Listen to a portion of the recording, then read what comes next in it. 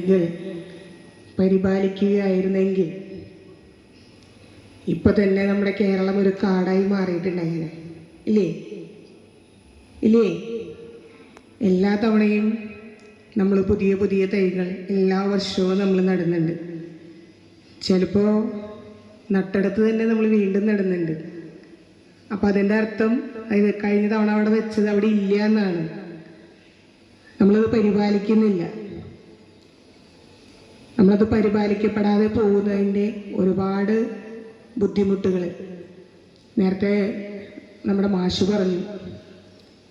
പ്രകൃതി തന്നെ നമുക്ക് തിരിച്ചടികൾ നൽകിക്കൊണ്ട് നമ്മളത് ഓർമ്മിപ്പിച്ചുകൊണ്ടിരിക്കുകയാണ്.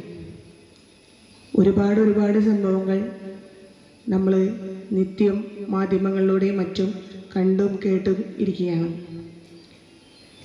നമ്മുടെ തന്നെ വീടുകളിൽ നോക്കിക്കഴിഞ്ഞാൽ നിങ്ങൾക്ക് ഓരോരുത്തർക്കും മനസ്സിലാക്കാൻ സാധിക്കും. നമ്മുടെ വീട്ടിലുള്ള മരങ്ങൾ വെട്ടിക്കളഞ്ഞ് നമ്മുടെ സൗകര്യങ്ങൾ വർദ്ധിപ്പിക്കുന്നതിൻ്റെ ഭാഗമായി ഫുള്ള് ഷീറ്റിട്ട് ടൈലൊക്കെ ഇട്ട് അല്ലെങ്കിൽ കോൺക്രീറ്റ് ചെയ്ത് ഒരു പുല്ല് പോലും മുളയ്ക്കാത്ത രീതിയിൽ നമ്മളാക്കിയിട്ടിട്ടുണ്ടായിരിക്കും. പലരുടെ വീടുകളുണ്ടായിരിക്കും. ഇല്ലേ? ഉണ്ടായിരിക്കും. അതിന് കൈവന്നിക്കൊന്നും വേണ്ട. അത് നിങ്ങളുടെ കുറ്റമല്ല.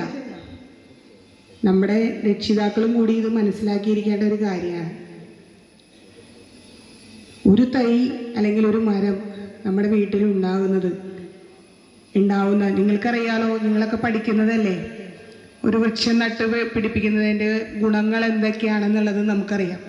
പക്ഷെ അത് നമുക്ക് ദോഷമായിട്ട് ഭവിക്കുന്ന സമയത്ത് നമുക്കത് മുറിച്ചു മാറ്റേണ്ടി വരും. പക്ഷെ നമ്മൾ പകരം മറ്റൊന്ന് നടണ്ടേ? അത് ചെയ്യാറില്ലല്ലോ.